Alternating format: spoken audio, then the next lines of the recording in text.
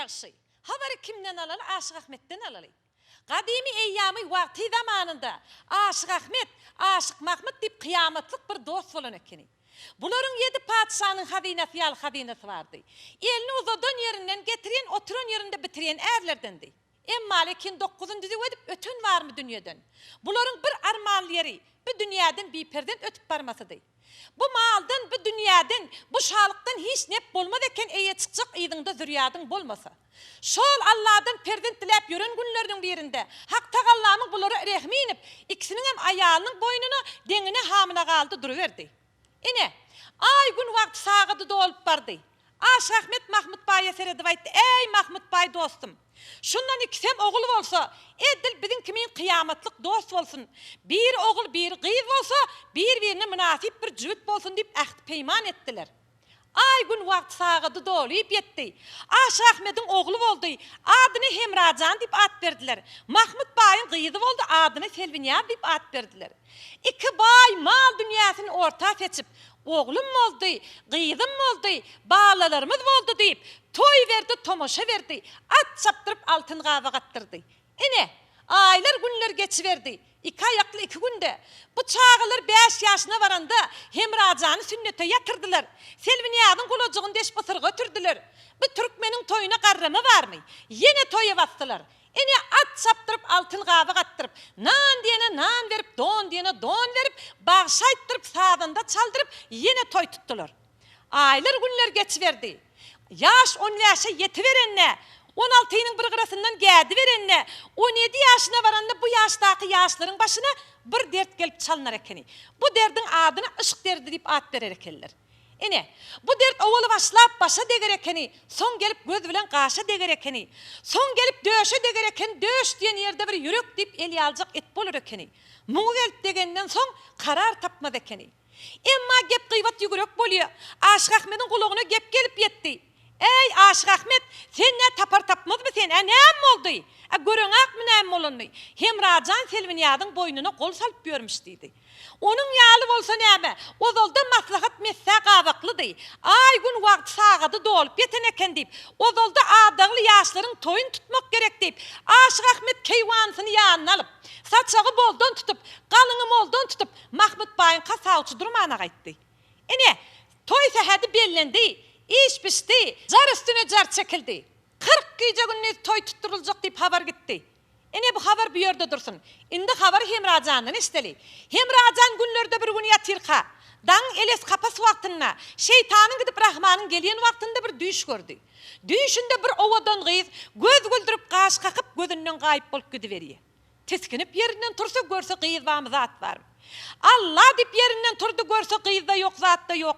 Ayda da bilmen diye de bilmen. Demin çıkarman gediverdi. Emmalekin bir gün del, 2 gün del, her gün giyce bu kıyı düşüne giriverdi.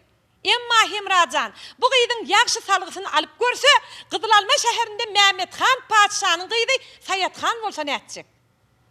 Hemracan sabır karar tapmadı. Giycelerine uykusu gelmeyen, gündüzlerine takatı bolman, anha bir gün teskinip yerinden turup, atını everten eğerlep yolu atlanmağına durdu.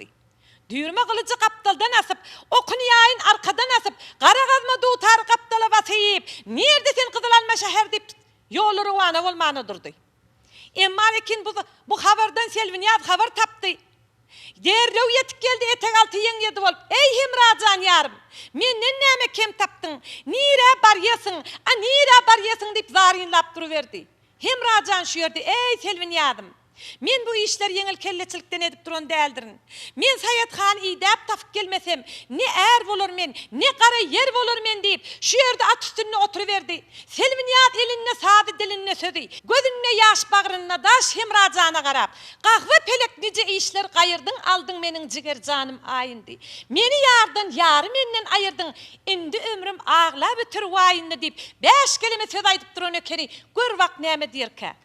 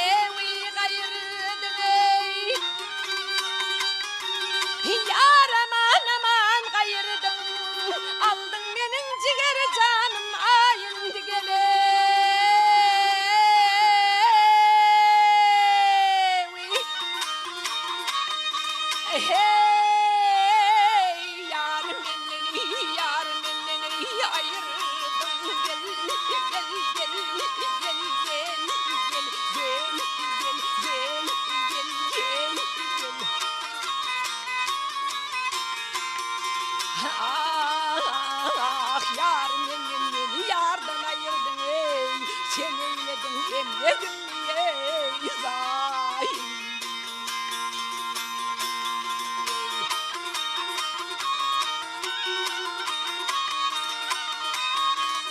Hey, ne sevdalar saldın benim başıma ey. Rehmin gelmedi benden akan ey yaşıma gel gel gel gel gel gel gel gel gel gel.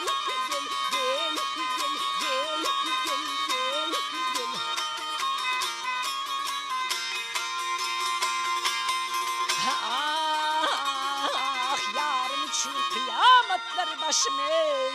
O por oldu ahır zaman ey. Vay.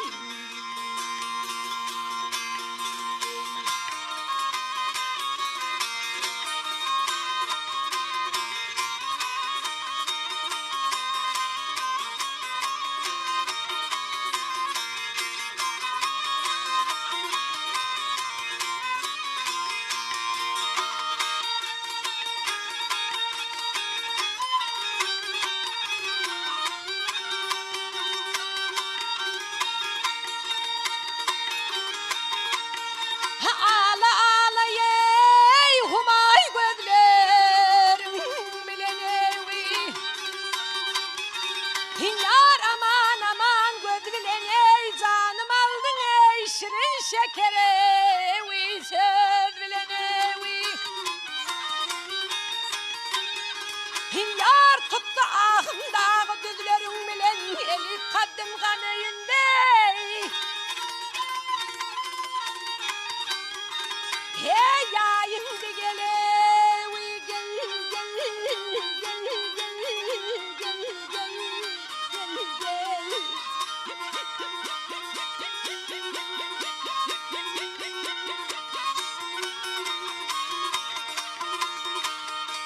Hey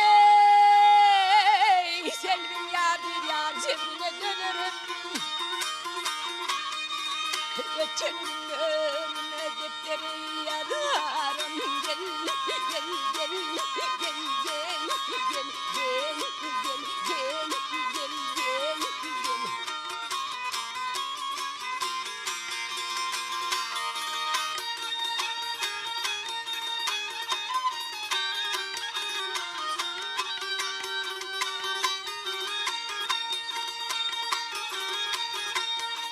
Yar Mecnun değil çölden çöle giderim ey sen eyledin emreğimi ey.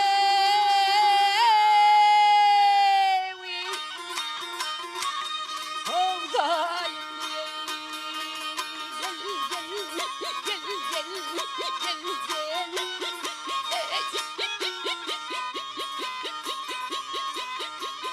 oy oy.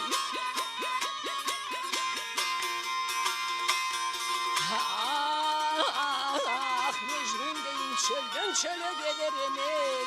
Sen eyledin emreğimi ey daim.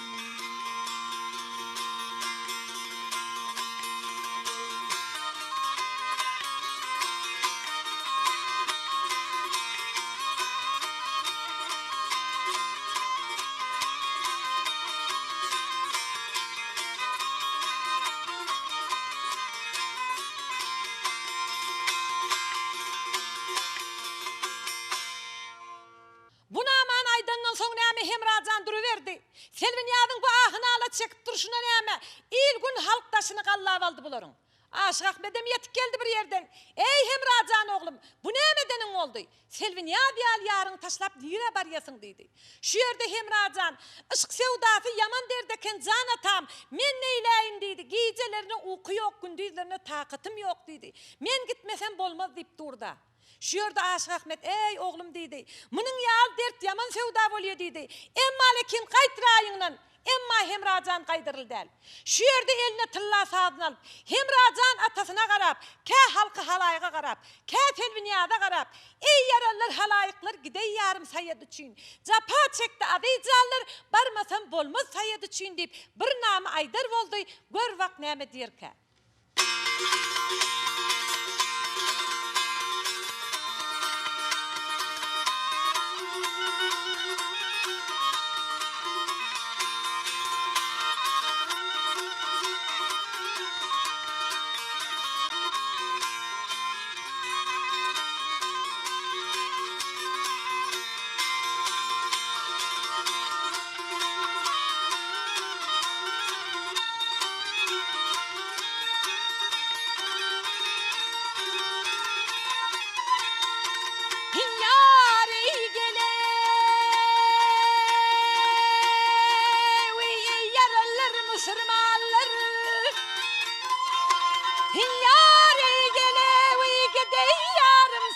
içine Zapa çekti avizalara yay Gidey yarım sayed içine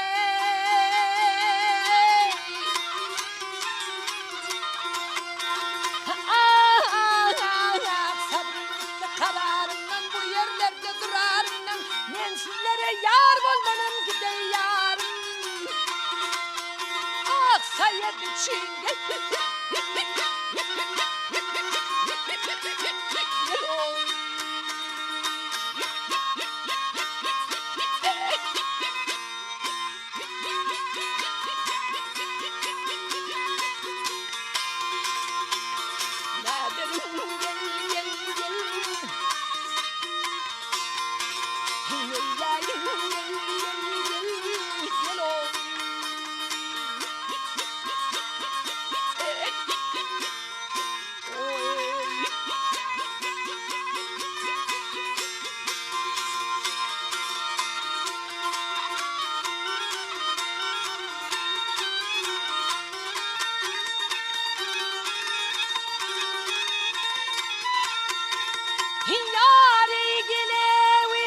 Hovuzlu bağlar kaldı yayrevi Ağlap karı gözler kaldı nedeyin veye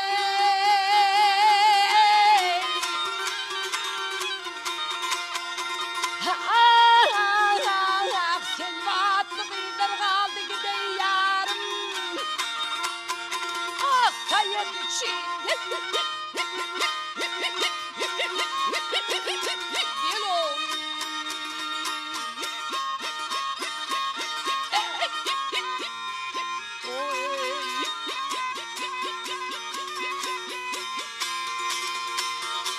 Aşık Emra'ya düştüm yola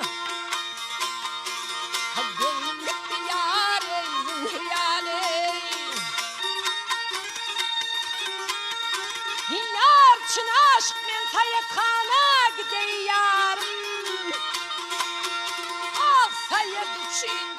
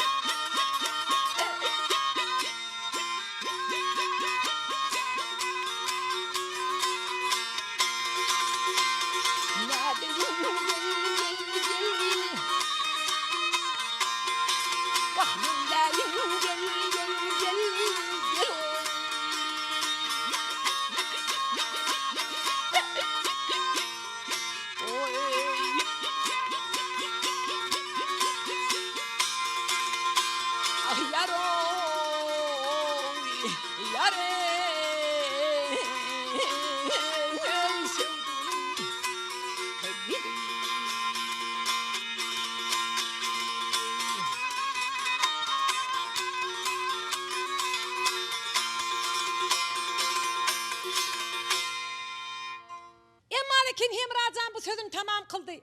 Aşık Ahmet Hemracan'ın yağdayına yaxşı düşündü. Ey yeke züryadım, gözümün nuru başımın tacı, seni yeke koy verip idinde qarab qalacak atan yoktur balam dedi. Menem senin bilen gideyin, daş yolları yeke koy verip idinde qarab qalmayın deyip, şundan näme Aşık Ahmet'im näme Hemracan bilen ikisi ağatına atlanıp, nerede sen Kızılanma şehir deyip tutturup kaydı verdi bular. Lakin Selvi Niyadam şu yerde näme Hemracan'ın idinden qarab aytdı. Ey Hemracan yarım, 7 yılda niyatlasan da Selvi Niyad yalığı pal yarım vardı deyip idine bir seretsen boluyor yarım dedi. Hemracan'ın göğünü hoş oldu. Şundan näme Allah yarlaşıp tutturup kaydı verdi bular. Ad yürüyüp, köp yürüyüp, bir neçe gün yol yürüyüp, yol yürse de bol yürüyüp, niceme dağlardan, niceme deryalardan geçip, şol aydılen Kızılanma şehirinin bersinden gelip girdi. Gelen yerinde sayılıcı, payılıcı, bilviller sayraşıp, kumurlar dem dartıp, çeşmeler şarlap, akıp duran bir enayi cay ekeni. Şu yöre gelende Hemracan göğünü karar taptı. Ey atam, can atam, 40 gece günnüzden mer gözlerime uyku gelmen, bir karar bolup gördüm. Ka kalbimi tomusun cevzal ısısı yandırsa, ka soğuğun anzaklı kışı döndürüp, ka baharın sergin şemali bağrımı tike para kılsa, ka güydün yakımsız şemali kalbimi heyecana salıp gördü.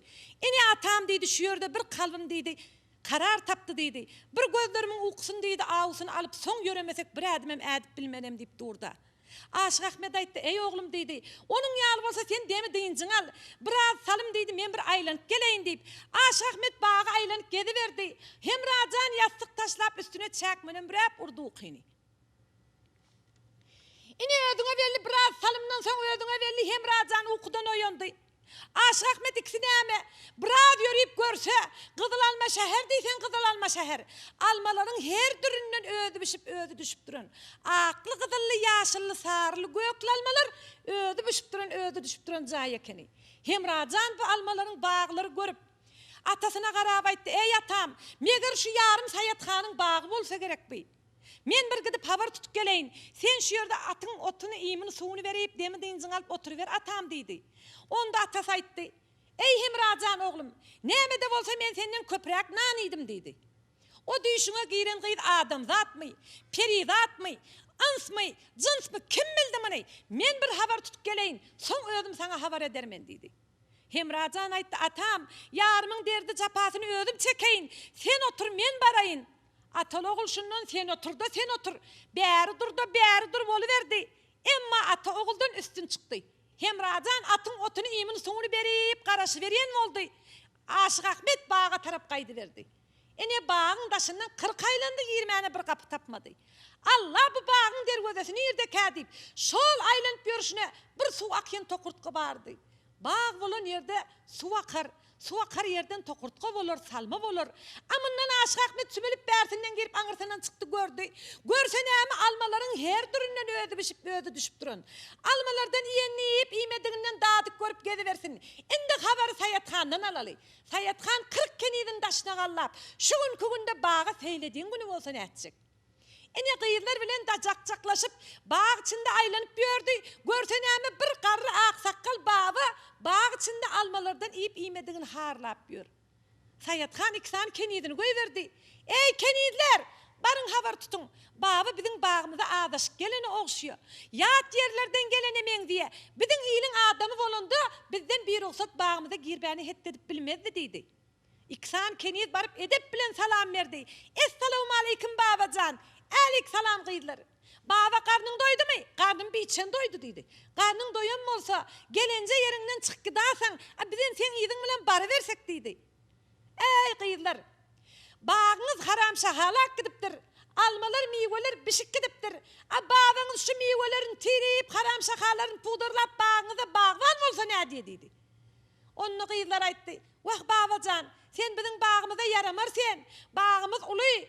Bizim deydi her bir bağvallarımız var deydi. Sen yaxşısı kaydı ver baba deyip durda. Emma baba kaydırıldan. Babanıza deydi önem bildirmeyiniz mi? Babanız deydi bağvallığına deydi ken suvu dedi. Anha almalar şey deyip tirliye. Anha haram şahalar şey deyip pudurlanıyor deyip. Baba barha ağaca yarmış görkürüyor da. İne kıyılar ayttı Allah baba gepese de düşecek der ya Allah deyip. Muni her sefer alma çıyvı kalıp babanın tayağı yassamana durdu. Baba yatan yerinde ey kıyılar can kıyılar sağ yanıma urman sağ yanımda sadım var şu çepime yana verin deydi davay. Emma lekin kıyılar ayttı Allah baba sadım ma deydi mi? Ağıydı ve bağışıya Allah bunu Sayatxan'ımıza haber vermek gerek deyip Sayatxan'a haber verdiler. Sayatxan ayttı, qarrıcı ayıcığı bilen, qarrıcı devlet kuşu başımıza qoğundu deysene, onun yalı bağışı ayıcığı bilen gelen olsa, sağdınam alıp, özünam alıp benim yanıma getirin deyip hüküm buyurdu. Kenizler derrev baban sıyıp hap sermep getirdiler. Baban Sayatxan'ın yanına alıp geldiler. Sayatxan tılla taktın üstüne, başı tılla cıgalı. Ay deysen ağzı var, gün deysen gözü var. Görürler hayranda, görmedikler armağanına deyin kıyılardan olsa ne edecek? Sayatxan tahtısının oturan yerine baba edip bilen salam verdi. Baba alik deyip bir kavağını kaldırıp seyretti. Görsenemi bir ovadan perizat. Anha Hemracan aşık bulmazsa değerleken deyip şu yerde Aşık Ahmet kam kölüne battı. Başına şeytan aralaştı. Allah dedi bu gıydın görküle kara. Bunun yal ovadan gıydı 80 yaşımı koloylap henüz düşümde de görmendim hemen deyip kalbine şeytan aralaşmanı durdu. Emma tiskinip ödüne geldi. Sayatxan aşaklığına düşüp kaydı verdi. Tahtından Emma bilen düşüp babacan ne haber bilen geldin bizim bu bağa dedi. Sizin bağınıza hak aşık olup geldik kıyıdıydı bey. Ne baba? Halından ahvalından haber ver. Ne haber bilen geldin, ne aşık bolup geldin diyenle. Şu yerde Sayathan elini tılla sağdan alıp baba qarap. Muhabbet yolundan heder etmedin, bakıp öz-özüne nazar etmedin. Menin gadabımdan heder etmen. Ne üçün tirdin almalarım bağımda? Ne dik girdin menin bu enayi bağımı diyen vaktinde Aşık Ahmet tiskirip özüne geldi. Eline sağdan alıp senin adın avazana gelmişem. Her ne deysen kısmetinde bolmuşam. Bir kulun men hizmetinde durmuşam. Emma öldürme meni bağında deyip Sayathan bilen aydışıp Aşık Ahmet 5 kelime söz aydarı oldu. Gör bak ne aydarı kar.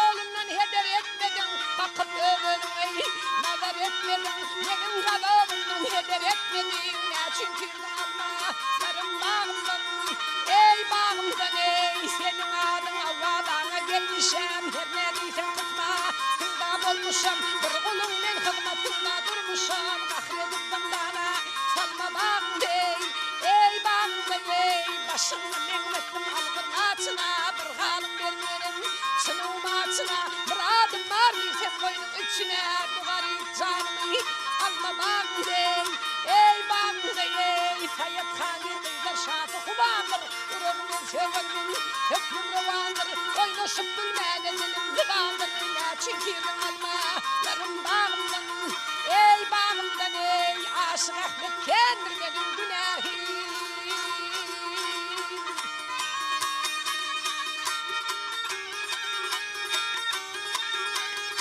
Aşık Ahmet kendilerinin günahını geçirsin. Deyip Allah'ım iltimasım budur periler şayıma pervane dey o da.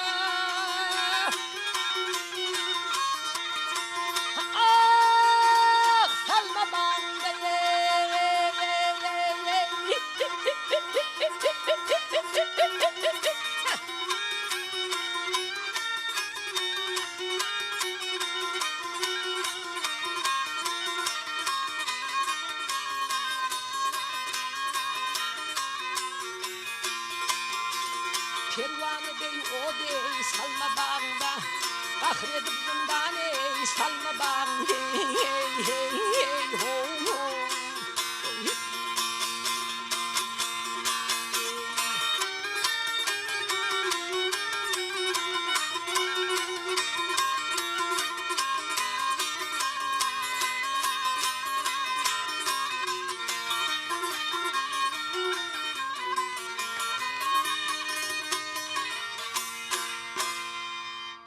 Sayathan babanın sözünü tiyirip dursa, görsen eme. Babanın bu sözlerine kahar geldi. Şundan yankı babanı getiren 2 tane kenidini çağırdı. Ey kenidler, gelin ver dedi. Yanı babanı bağdan getiren vaktinizde, tayak bilen urak getirin, akılını zeper yetiren değilsiniz de her ne dedi. Ya Bibican dedi, neyem oldu dedi. Gören tak mı neyem olanı dedi. Baba namasının içinde muradım var girsem koyunun içine bu garip canımı alma bağında deyip dura dedi. Bunun manasını tiyirebildiniz mi? Bilmedik, bilmedik konuşup dur. Bilmedik bolsanız, bu babanı gözümde görmesin, canım da yanmasın. Hol çete akıdıp danıp 40 kamçı çalmanı hüküm buyurdu. Emma Sayathan'ın Banucan adlı akıldar kenidi vardı. Şol kenidi ayttı. Ey Sayathan'ım, bu öden işin bolmadı dedi. Ne oldu? Görenak mı baban dedi. Perişte yalacak baba. Yılgırında yüzünden nur damıp dur, sözlerinde sözünden bal damıp dur dedi. Ne oldu babanın bir namusu için dedi, 40 kamçı çalıp dedi. Baba dedi, öz tilinden sözlep durun değildir. Bu dedi, bir adamın tilinden sözlep dur. Bunun halinden, ahvalından sormak gerek dedi. Sayathan Banucan kenidin dinlerdi. Baba bağı kim bilen geldin? Oğlum bilen geldim. Oğlunu kim diyeler? Hemracan diyeler dedi. Şu yerde Sayathan ahını ala çekti. Ey Hemracan bolsa gerek, düşme giren Hemracan bolsa gerek. Meger menin yarım bolsa gerek deyip, içinden ahınala çekip, ey babacan, gelelin ver aydıp deysen bolman mı dey. Munça söz eştip, munça görgü görün çan ahirin deyip durda. Bar deydi oğlun çağır getir menin yanıma deyip hüküm buyurdu. Emma lekin Aşık Ahmet şüyürdü. Sayat hanım dedi. Bizde Türkmençilikte ata oğlu çakılıkçı olsa yaraşmaz dedi. İksanın keriyedin koy versen derrew gelir oğlum. Men çakılığıma gelmez ol dedi. Şey diyenden Sayat Han iksan keniydi vardı. Biri kıyız biri gelindi. Ey keniyizler barın Hemracan'ı alıp getirin çağırvağın taşından deyip haber koy verdi. Keniyizler hop yaxşı deyip çıkıp kaydı verdiler. Ine çıkıp görsene Zerevşan kakillerin yensesine taşlak koyverin. Zerrin kemeri bil kuşağında. Kümüş hancarı kaptaldan asan. Bir görmege yigit ınha yüzüne altın nur çaylan yal bir oğlan durda. Keniydiler bunu görüp Allah canlarım şondan sonra ayak kabardıp Sayat Han'ı hak aşık bulup geldi mi kabi? Ya da Mehmet Han padişahının oğul dünyadının yokluğunu bilip sağlığının aşığı bolup geldi mi ka? Ya mal dünyanın aşığı bolup geldi mi ka? Bunu yaxşı sıynap görmek gerek. Bunu yaxşı sıylap görmek gerek. İki keniyid maslahatı mesleğe kavap, berden yaxşı sözünü taplap barıverdi bular. Berden varıp, salam alik yaxşı yigit, Hemracan diyerleri siz mi deydi? Ettilerin özüdür. Hemracan bolyon bolsan, sana bir haber bilen geldik deydi. Ne haber bilen geldiniz kıyılar? Haberimi size aytmayız dedi. Onda ne emedik geldiniz? Sana bir şertimiz var dedi. Şol şertimizi bitirirsen, ana ondan sonra haberimizi aytıyız dedi. Kıyızlar ne şertiniz olsa men bitireyin. Haberinizi aytsanız oluyor dedi. Ondan eme bir kıyız bir gelin. Hemracan'ın her bir yanına geçip alıp. Al Hemracan, sana şertimiz şudur. Herimizin yanağımızdan cüp olsa alarsan, ana ondan sonra sana şertimizi aytıyız deyip durdu. Hemracan durup oylandı. Allah canlarım. Atam Sayat Han'ı gözlep bağa girkitdi. Şuna mendeş bir topar kıydın üstünden barak getirin. Şuna mendeş sözleri başarıp bilmen. Atam beri koyverdi mi kaya deyip. Kıyılar ol posa diyeniniz ne mi vardı? Şuyurdu Gülperi Kenir eline sağdın alıp Hemracan'ı bir namı daydık göreli. Şu namadan sonra ırıldı yoksa bu hak aşık. Bunu Sayat Han'ın yanına alıp barmak gerek deyip eline sağdın alıp sadakan olayın gül yüzlü yarım gelikimizde zavuk sapa süreli. Kurvanın olayın ey gül yüzlü yigit beri gel bir zavuk sapa süreli deyip bir namı aydıp durana keni gör vak nam aydarka.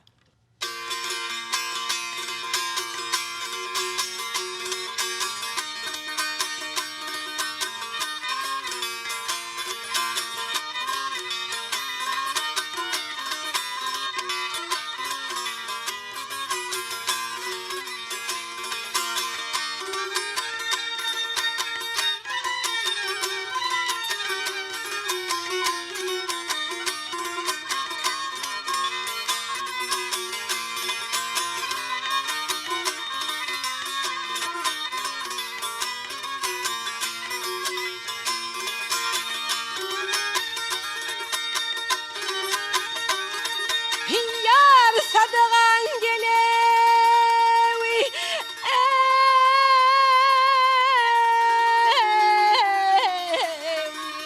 hay gelevi bolayım gülümlü yavrum gelikimiz davuk sapa süreli süreli.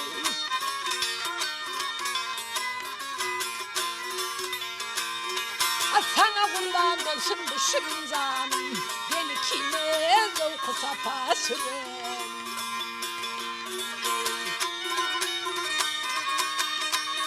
Ay bu bağların alması var, naur bari, incir bari, nur bari, bari.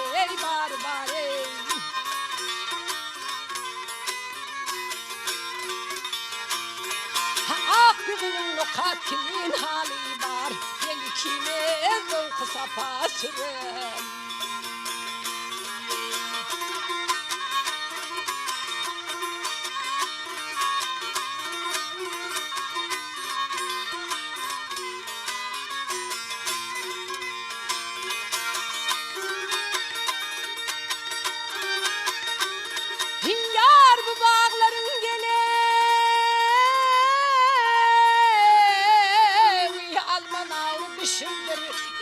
şeplalı seherden aşıktır ey, aşıktır ey.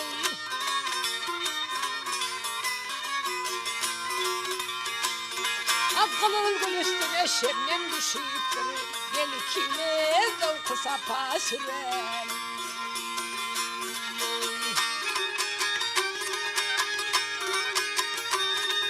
Yar gül perdir gele, sana kurban boleyin,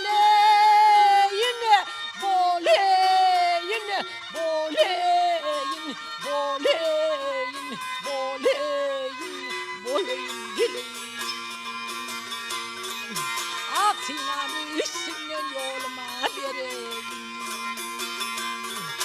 Kolunu tutup yar boynuna salayım, gel ikimiz zevku sapa sürelim.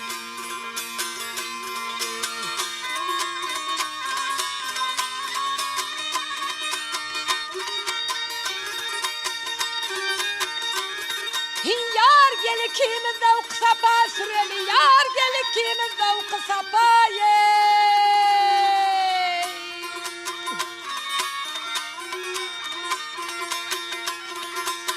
Süreli neredeyim, al seni, çal seni.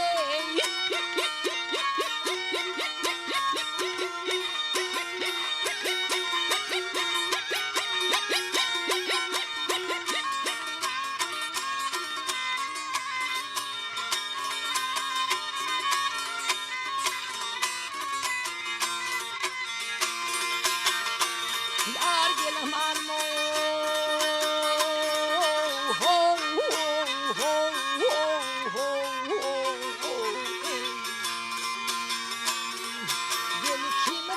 Sapa süreli, gel ikimiz bağı seyle baram.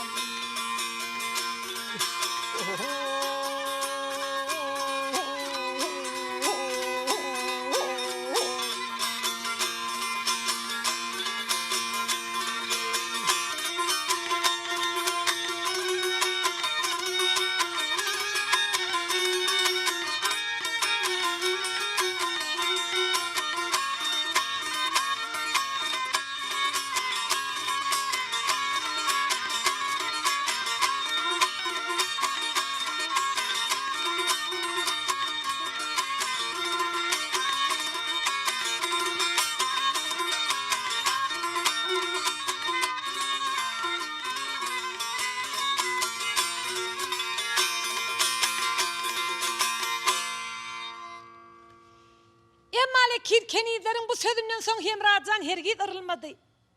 Emma kenizler aytdı. Gel Hemracan Sayat Han'ın yanına alıp barmak gerek. Bu hak aşığı eken deyip Sayat Han'ın yanına Hemracan'ı alıp geldiler. Bir-birlerin düğüşünde görüp gören aşıklar didara dikilip nazara kakılışandan son beyhuş olup özünden gittiler. Bir saat diyende gulap suyunu verip özlerine getirdiler. Ine bir-birinden dünyevi gurrunlardan söhbet açıp aşık maşuklar soruq cevap alıştılar. Aşık Ahmet'in göğünü hoş oldu. Aşık maşuklar birbirine sataşandan son Aşık Ahmet Sayat Han'a qarab aytdı. Ey Sayat Han balam, men indi qaydayın. Siz yaxşı bir-birinizi öğrenşin deydi. Al yöne gitmeken bir aytacak sözüm var deydi. Ayt baba neçe sözüm olsa men dinleyin. Al balam Hemracan yaştır.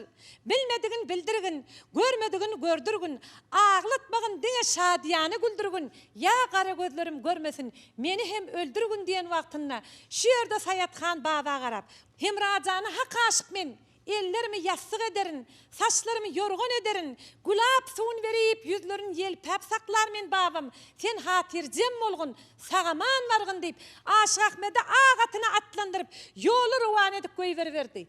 Ine Hemracan bilen Sayat Han bağı seyletmeyene kayttılar. Günlerde bir günü Hemracan ir seherden tursa görse Sayat Han yok yerinde.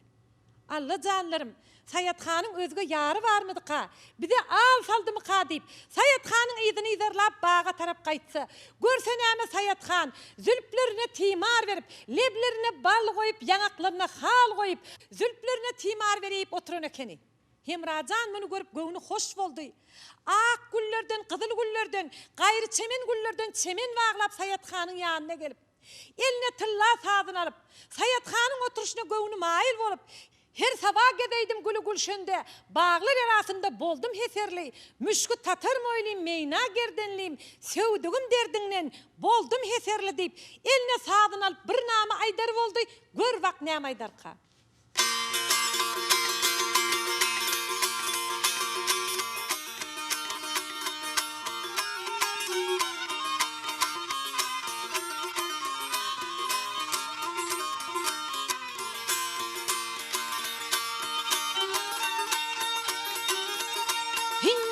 Her sabah gelevi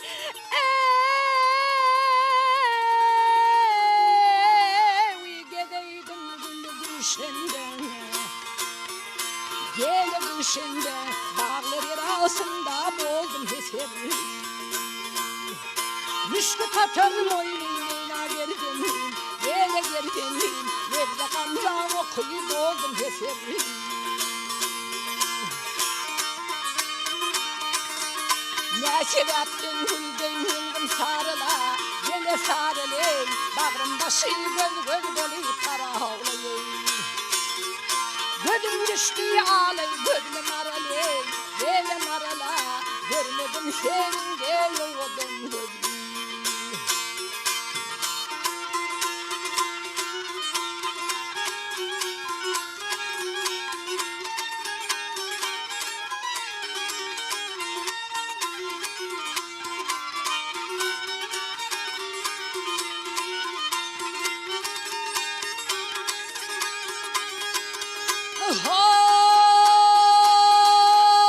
Munakka şeyleri de ağı toğları da bilbil pıgav şeker sağı solları de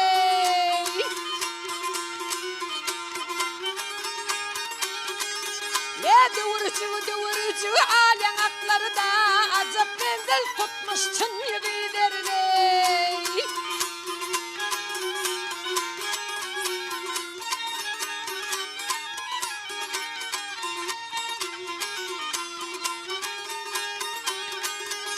Yar yürü işim gelevi mengdettim kuşları da gada tavşını mengdettim bilbil abade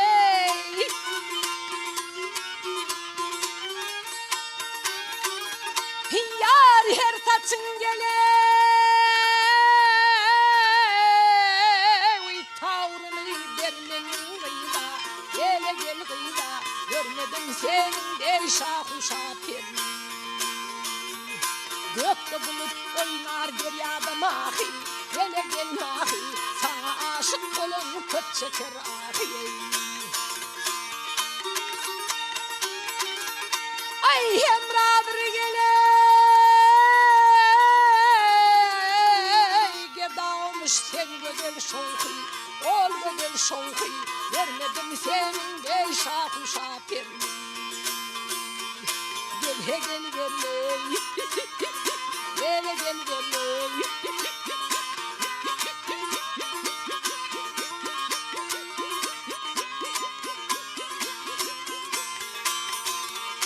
Yar görmedim gele senin de oğudun gözlü görmedim senin de bir simeger yuveye gel he gel boldum yeterli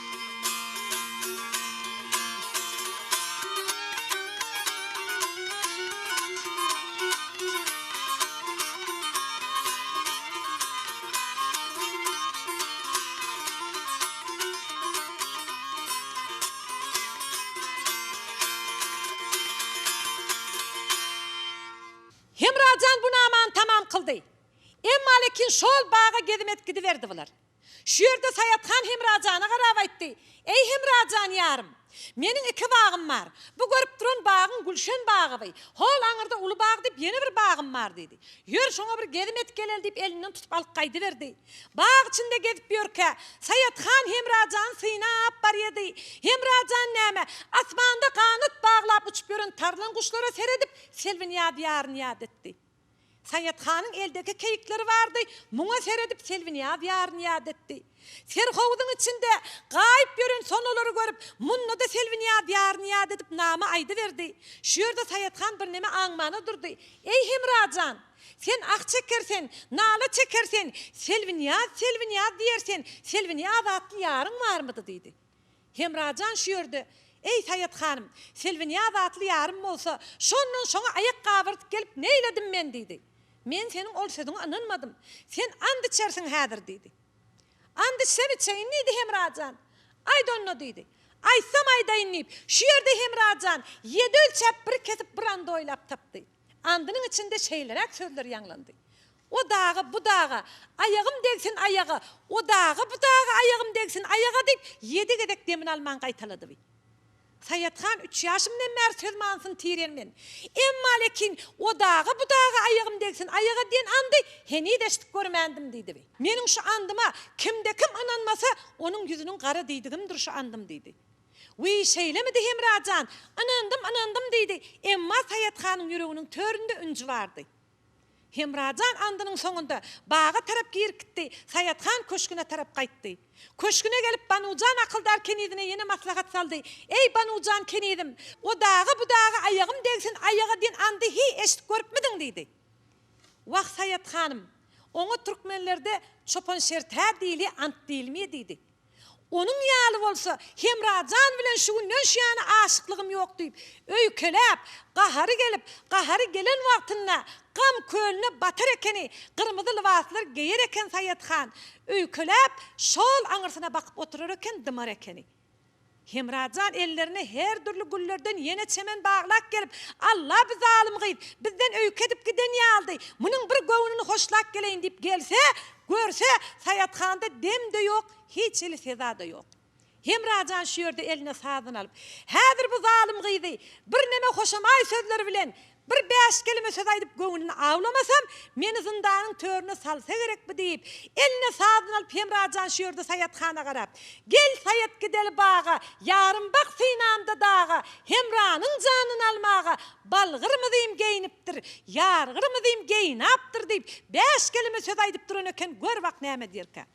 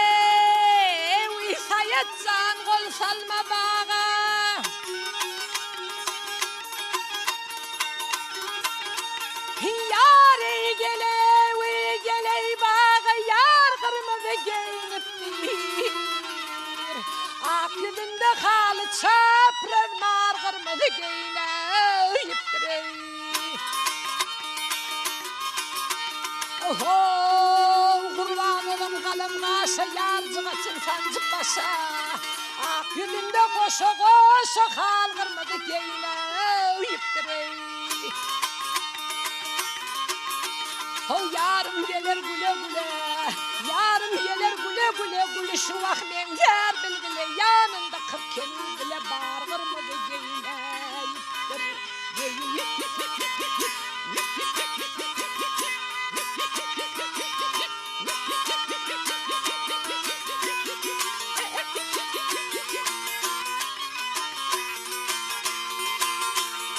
Hey, yanında 40 kemir bile bağırırım geyine yittir, geyine yittir, geyine yittir, geyine yittir, ho geyine, ey geyine.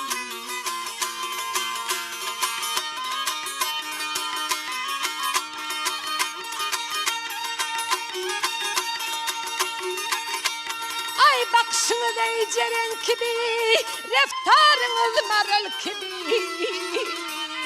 İki gülpü şamar gibi margırmızı geyine yiptirey. Ay gel sayıp gidelim bağa yarım bak sinamlı dağı Himranın canın almağı yar kırmızı geyine ayıptır geyine.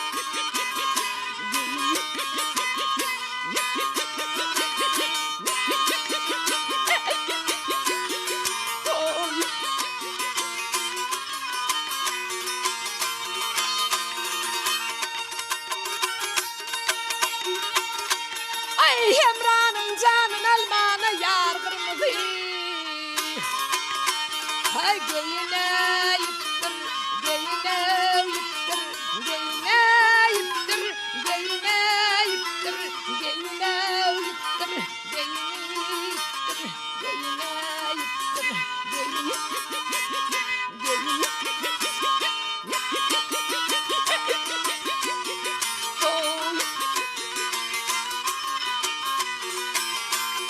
hey Hemranın canın almağı yar kırmızı geyine yıktır, geyine yıktır, geyine yıktır. Ay geyine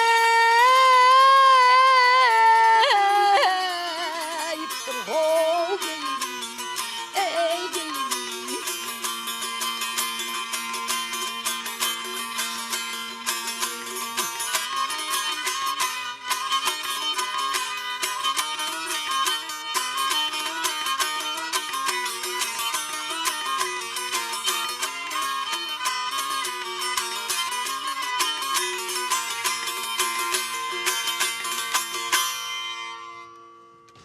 Himracan Sayatxana qarab, geyine ayıptır, geyine aptır deyip, ken yalvarandan soň Sayatxanın göňüni hoş boldy. Himracan şu yerde Sayatxana qarab aýtdy, ey Sayatxan yarım, özüň bilýän atamyň ýeki dürýady men. Endi diýdi barmak basyp sanak görsem, aradan 3 ay 3 ýyl geçen ekeni. Endi biziň ýyle barsak, toy bersek, tomoşa bersek, niçik bolar diýdi. Sayatxan göňüni hoş boldy, ajap bolar. Atamın ak patasyny alıp soň ýoly rowana bolsak bolýar diýip. Mämetxan padşanyň ak patasyny alyp, Hemrajan ýary Sayatxan alyp, "Nerde sen ata ýurdum?" diýip tutturup gaýdy berdi. Ýurduna gelip toy berdi, tomoşa berdi, at çaptyryp altyn gawa gatdyrdy. Aşyklar murat maksatlaryna ýetdiler.